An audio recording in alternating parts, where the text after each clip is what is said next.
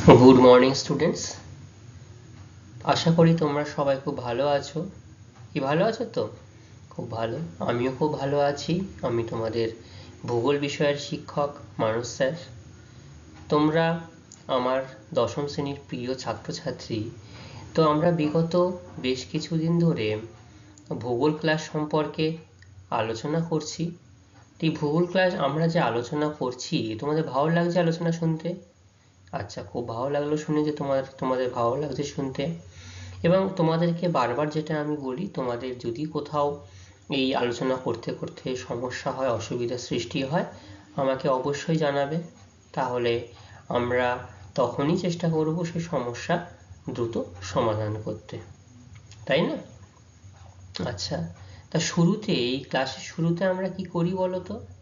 ক্লাসের শুরুতে আমরা বিগত যে কয়েকদিনের যে ক্লাস আমরা বিগত কয়েকদিন বলবো না, বিগত ক্লাসে অর্থাৎ লাস্ট ক্লাসে আমরা যে বিষয় সম্পর্কে আলোচনা করেছিলাম সেই বিষয় সম্পর্কে একটু প্রশ্নোত্তর পর্ব আমরা জেনে নেব। যে আমি তোমাদের কাছে প্রশ্ন করব যে তোমরা কতটা সেই বিষয় সম্পর্কে বাড়িতে নিজেদের মধ্যে একটু আলোচনা করেছো, নিজেদের মধ্যে টেক্সট বইটা ওই বিষয় সম্পর্কে একটু নিজেরা জেনেছো, বুঝেছো এবং আমাকে জিজ্ঞাসা করেছো যে পূর্বের ক্লাসে আমার এই জায়গাটা অসুবিধা আছে, আমরা কিন্তু সেখানটাতে বলে দিয়েছি, তাই তো? তো আজকে আমি তোমাদেরকে বিগত কয়েকদিন যে ক্লাসে আমি কি কি আলোচনা করেছিলাম সেটা একটু মনে করিয়ে দিই। কি আলোচনা করেছিলাম? আমরা আলোচনা করেছিলাম যে এই উপগ্রহ চিত্রের প্রকারভেদ সম্পর্কে আলোচনা করেছিলাম। তো উপগ্রহ চিত্রের প্রকারভেদ আমরা কি কি ভাবে করেছিলাম? ভেরি গুড, রঙের ভিত্তিতে করেছিলাম আর তরঙ্গ দৈর্ঘ্যের ভিত্তিতে। এছাড়াও আমরা উপগ্রহ চিত্রের বিভিন্ন সুবিধা এবং বিভিন্ন অসুবিধা সম্পর্কে আলোচনা করেছিলাম। ঠিক আছে? তো আজকে আমরা এই যে রঙের ভিত্তিতে যে উপগ্রহ চিত্র আলোচনা করেছিলাম, বলো তো এটা কটি শ্রেণীতে বিভক্ত করা যায়? 3টি শ্রেণীতে বিভক্ত করা যায়। খুব ভালো বলেছ। কি কি? সাদা রঙের উপগ্রহ চিত্র, যেটাকে আমরা বাইনারি চিত্র বলে থাকি। এর কটি কি দ্বারা এদেরকে নির্ধারণ করা যায়? 0 আর 1 দিয়ে এদেরকে নির্ধারণ করা যায়, তাই তো?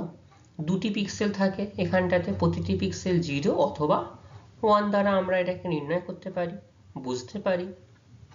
আচ্ছা, তারপরে আমরা পড়েছিলাম ধূসর রঙের চিত্র। এই ধূসর রঙের চিত্র কেমন হয়? একদম ঠিক বলেছ, সাদা থেকে কালো ধরনের হয়ে থাকে ধূসর রঙের চিত্র। এবং এই ধূসর রঙের চিত্র সাদা থেকে কালো 28 অর্থাৎ 256 ধরনের শেড লক্ষ্য করা যায়, তাই তো? আচ্ছা, আর কি রয়েছিল, আর কি আলোচনা করেছিলাম? এই ধূসর রঙের চিত্রের প্রতিটি পিক্সেল কত বিট করে তথ্য ধারণ করতে পারে বলতো? ভেরি গুড, 8 বিট করে তথ্য ধারণ করতে পারে, তাই না? আচ্ছা, এছাড়াও আরো একটা জেনেছিলাম বহু বর্ণালী চিত্র, যেটা মাল্টি স্পেকট্রাল বলা হয়ে থাকে। এই বহু বর্ণালী যে উপগ্রহ চিত্র, এগুলো প্রতিটি পিক্সেল কতটা করে তার তথ্য সংগ্রহ ধরে রাখতে পারে?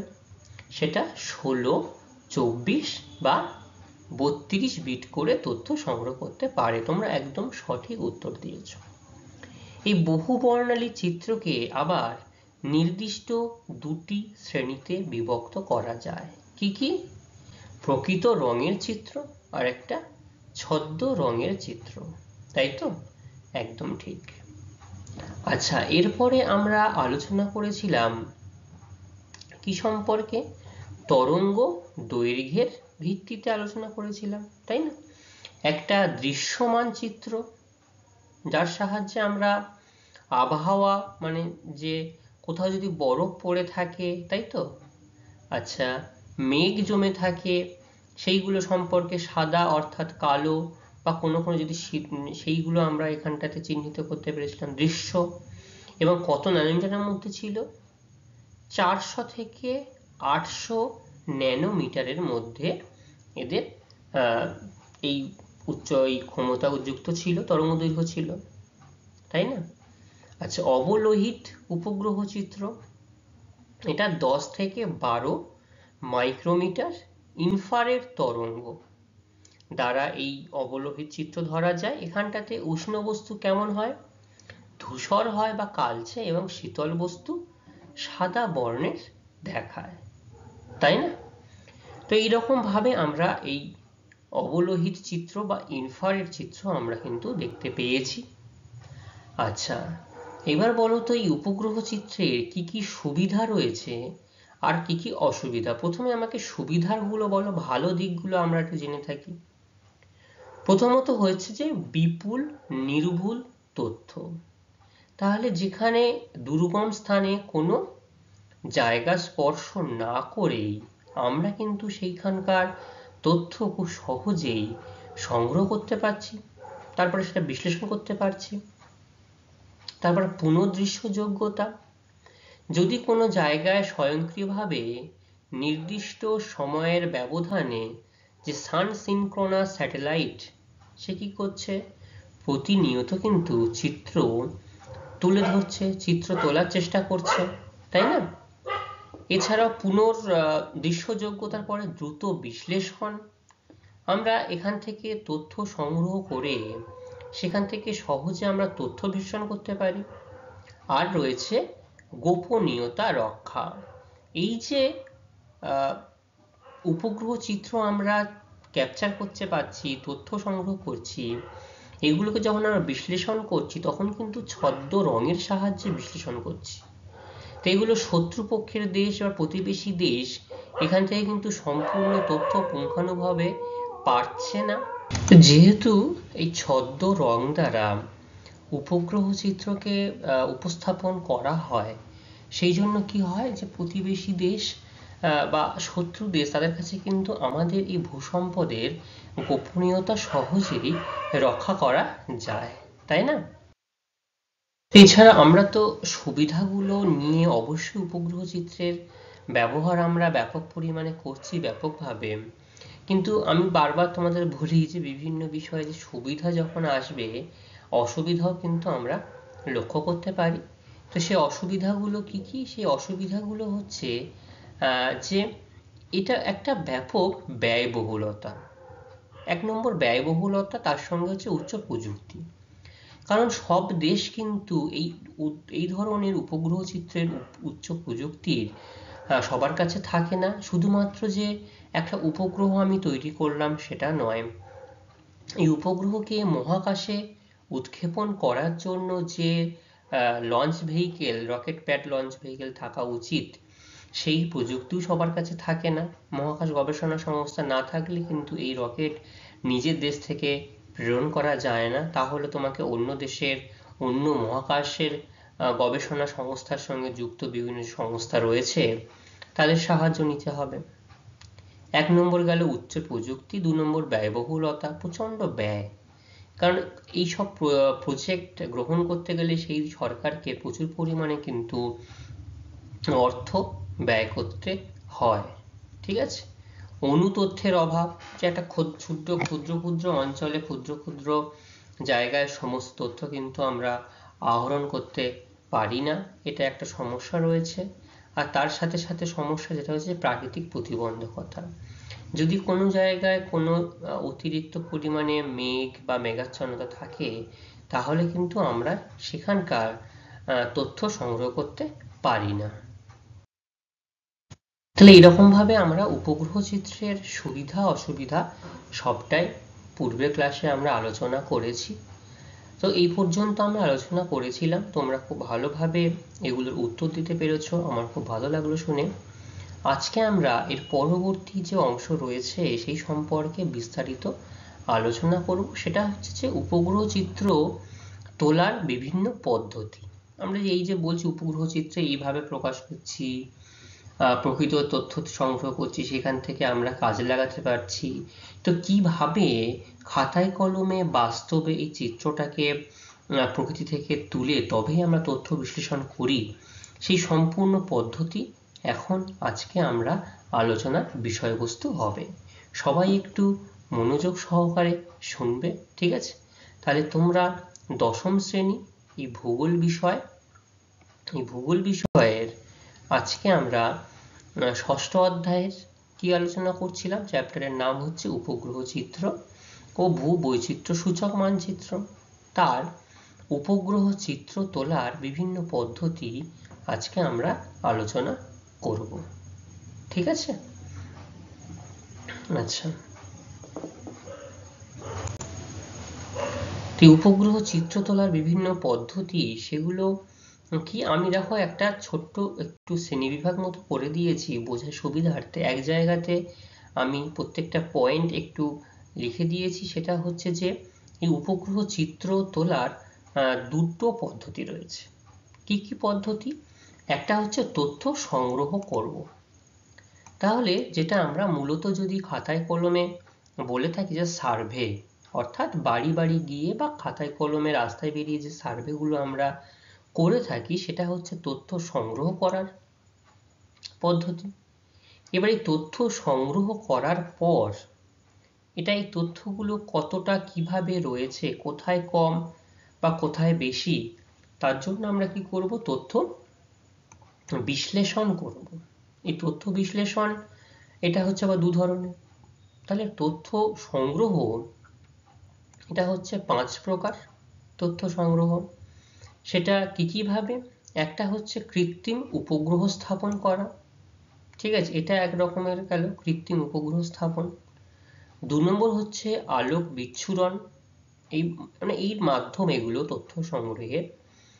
বায়ুমণ্ডলে শক্তির প্রবাহ, লক্ষ্যবস্তুর সঙ্গে মিথস্ক্রিয়ার প্রতিফলন, আর সংবেদক দ্বারা আলো গ্রহণ ও তথ্য নথিভুক্তকরণ। তো এখানে হঠাৎ করে আমরা নামগুলো দেখছি, একটু হয়তো অসুবিধা হচ্ছে, কিন্তু এই পয়েন্টগুলো ধরে আমরা এক্ষুনি বিশদে আলোচনা করব। আশা করি তখন তোমাদের আর কোনো অসুবিধা থাকবে না। এরপর তথ্য বিশ্লেষণ। তথ্য বিশ্লেষণ 2 ধরনের। একটা হচ্ছে কম্পিউটার দ্বারা তথ্য বিশ্লেষণ, আর একটা হচ্ছে আলোকচিত্র প্রস্তুত, ঠিক আছে? তো তথ্য বিশ্লেষণ একটা কম্পিউটার দ্বারা বললাম, একটা আলোকচিত্র প্রস্তুত। তাহলে প্রথমে আমরা আলোচনা করব তথ্য সংগ্রহের কৃত্রিম উপগ্রহ স্থাপন। দেখা যাক কি করছি আমরা। আচ্ছা, তার আগে আমি তোমাদেরকে একটা জিনিস একটু বলে দিতে চাই যে নিষ্ক্রিয় উপগ্রহ চিত্র কি আর সক্রিয় উপগ্রহ চিত্র কি। তা কি সেগুলো নিষ্ক্রিয় উপগ্রহ আর সক্রিয় উপগ্রহ? দেখো, প্রথমে আমি নিষ্ক্রিয় উপগ্রহের কথা যদি বলি, যেটাকে ইংলিশে আমরা প্যাসিভ ইনস্ট্রুমেন্ট বলতে পারি, প্যাসিভ সেন্সর। কিভাবে? সূর্য থেকে বিদ্যুৎ চৌম্বকীয় বিকিরণ দ্বারা, সূর্য থেকে পাচ্ছে বিদ্যুৎ চৌম্বকীয় বিকিরণ, এই যে বিকিরণ পাচ্ছে এখান থেকে, দেখো এই যে আর্থ সারফেস, এটা এখান থেকে বিকিরণ হচ্ছে। তথ্য সংগ্রহ করে যে চিত্র প্রস্তুত করা হয় সেই চিত্রকে নিষ্ক্রিয় উপগ্রহ চিত্র বলে। এই যে নিষ্ক্রিয় উপগ্রহ চিত্র। আর নিষ্ক্রিয় তার মানে নিজস্ব কোনো ক্রিয়া বা আলো সেটা থাকছে না বলেই তাকে বলা হচ্ছে নিষ্ক্রিয় উপগ্রহ চিত্র। সক্রিয় মানে কি? নিজস্ব নিজের দ্বারা কাজ করছে। কিভাবে কাজ করছে? সংবেদক নিজ দেহ থেকে কৃত্রিম আলোক পাঠিয়ে বস্তু দ্বারা প্রতিফলিত হয়ে আলোকিত হয়ে তথ্য সংগ্রহ করে যে চিত্র প্রস্তুত করে তাকে আমরা সক্রিয় উপগ্রহ চিত্র বলছি। দেখো, এই যে অ্যাক্টিভ ইনস্ট্রুমেন্টের কথা এখানে বলা হচ্ছে, এখানে কিন্তু সূর্যের আলো তার কোনো প্রয়োজন লাগছে না। তার নিজের সেন্সার থেকে কৃত্রিম আলো এরকম ভাবে পৃথিবীতে পাঠাচ্ছে লক্ষ্যবস্তুর উপরে, তার উপরে লক্ষ্যবস্তুর উপরে কি হচ্ছে? আলোটা প্রতিফলিত হচ্ছে। প্রতিফলিত হওয়ার দরুন এখান থেকে তথ্যটা সংগ্রহ হচ্ছে আবার সেন্সারে গিয়ে। এই যে পদ্ধতি, এটাকেই বলা হচ্ছে সক্রিয় উপগ্রহ চিত্র, অর্থাৎ অ্যাক্টিভ সেন্সার। দেখো, এখান থেকে আসছে, এই যে জেনারেটেড পালস, তারপর রিটার্ন পালস, অর্থাৎ যে আলোটা আসলো প্রতিফলিত হয়ে আবার ফেরত চলে গেল। তাহলে প্যাসিভের ক্ষেত্রে সূর্য এখানে একটা প্রধান কাজ করছে, এবং এই নিষ্ক্রিয় উপগ্রহ চিত্র কিন্তু কখন কাজ করে বলতো? শুধুমাত্র কখন? দিনের বেলাতে, কারণ দিনের বেলায় সূর্য থাকে, রাতের বেলায় সূর্য কি থাকে? তাহলে নিষ্ক্রিয় উপগ্রহ চিত্র রাতের বেলায় কার্যকরী হবে না। কিন্তু সক্রিয় উপগ্রহ চিত্র দিন অথবা রাতের যে কোনো সময় কিন্তু সে তার কার্যকরী ভূমিকা পালন করতে পারে। তাই নিষ্ক্রিয় উপগ্রহ চিত্র আর সক্রিয় উপগ্রহ চিত্র সম্পর্কে বুঝতে পারলে? খুব ভালো।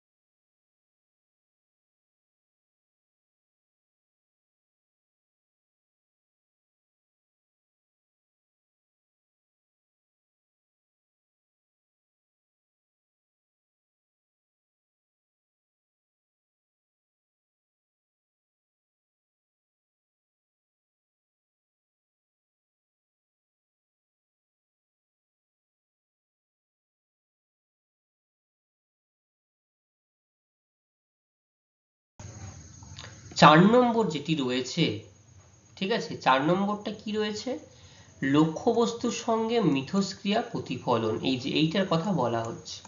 অর্থাৎ আমি তো লক্ষ্যবস্তুকে স্থির করেছি, সেই লক্ষ্যবস্তুর তথ্য আমি ক্যাপচার করতে যাচ্ছি। তাহলে দেখো, এই যে আগত শক্তি ভূপৃষ্ঠের উপাদানগুলির ওপর পতিত হলে সেগুলির বৈশিষ্ট্য বা চরিত্র অনুসারে ক্রিয়া প্রতিক্রিয়ায় কিছুটা শোষিত হয়ে যায়। শোষিত হওয়ার পর অশোষিত রশ্মি দীর্ঘ তরঙ্গ রূপে প্রতিফলিত হয়, ঠিক আছে, এবং বায়ুর বিভিন্ন স্তরের মধ্য দিয়ে মহাকাশে প্রত্যাবর্তন করে। এ দেখো, আবার বায়ুমণ্ডলের মধ্য দিয়ে শক্তি প্রত্যাবর্তন।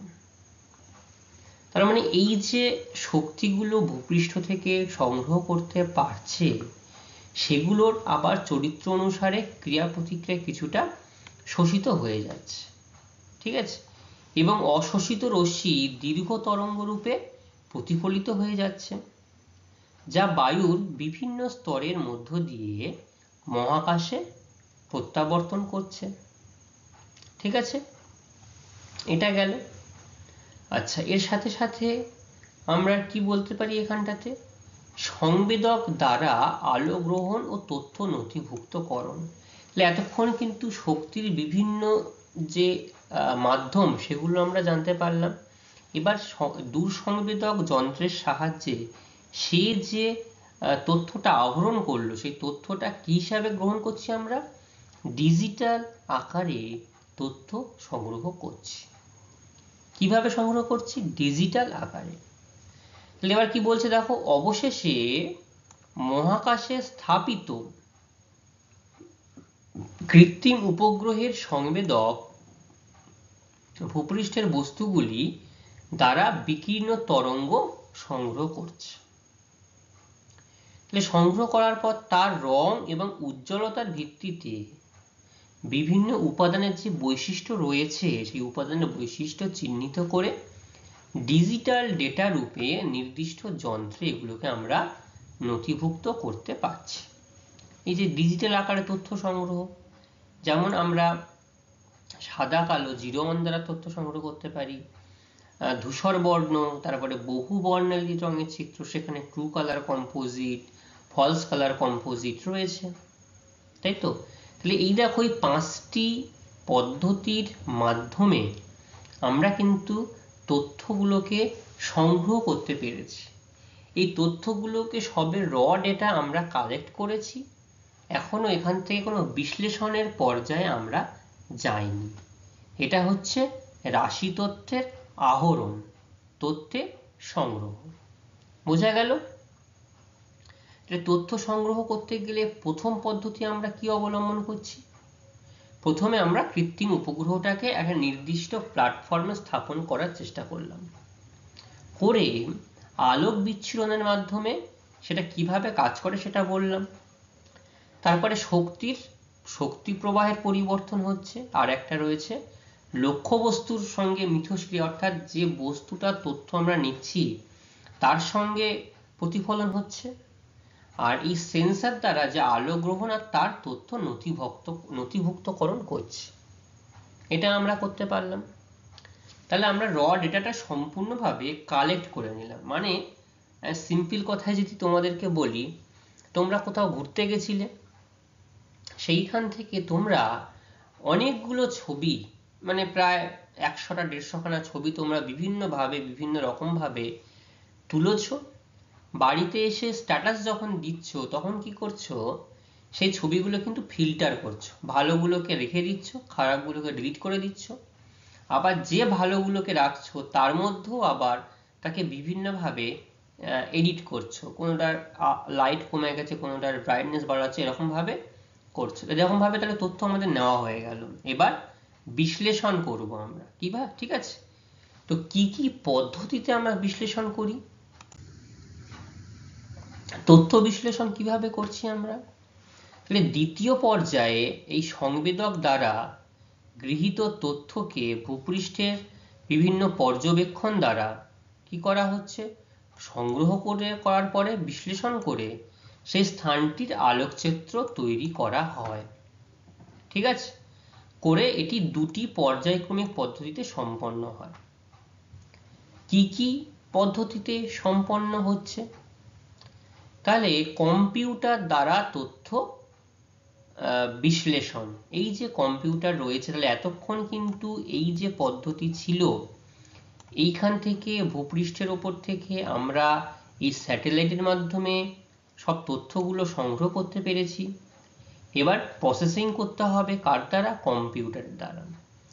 গৃহীত ডিজিটাল ডেটাকে বা এই যে ডিজিটাল তথ্য যেগুলো আমরা সংগ্রহ করতে পেরেছি অত্যাধুনিক অর্থাৎ সুপার কম্পিউটারের মাধ্যমে এবং বিশেষ সফটওয়্যারের মাধ্যমে নির্ভুলভাবে এবং সম্পূর্ণরূপে বিশ্লেষণ করে ব্যবহারের উপযোগী করে তোলা হয়। ঠিক আছে, তাহলে কম্পিউটার দ্বারা এটাকে তথ্য বিশ্লেষণ, একটা সুপার কম্পিউটার অর্থাৎ অত্যাধুনিক কম্পিউটার এবং অত্যাধুনিক সফটওয়্যারের মাধ্যমে নির্ভুলভাবে এটা সম্পূর্ণরূপে আমরা বিশ্লেষণ করতে পারছি। ঠিক আছে, তো বিশ্লেষণ হয়ে গেলে আমরা কি করছি? এবার আমরা সর্বশেষ যে অংশ আলোকচিত্র প্রস্তুত করতে পারছি, এইটা হচ্ছে এই অংশের অ্যাপ্লিকেশনস বা আলোকচিত্র আমরা বলতে পারি। বিশ্লেষণ হয়ে গেল এই পর্যন্ত। বিশ্লেষণ হয়ে যাওয়ার পর এখানে এসে আমরা আলোকচিত্রটা প্রস্তুত করতে পারছি।